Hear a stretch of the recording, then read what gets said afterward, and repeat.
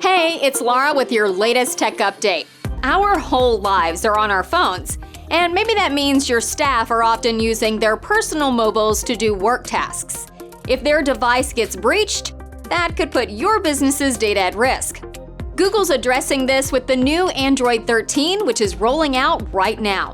It's designed to keep your work and personal lives separate.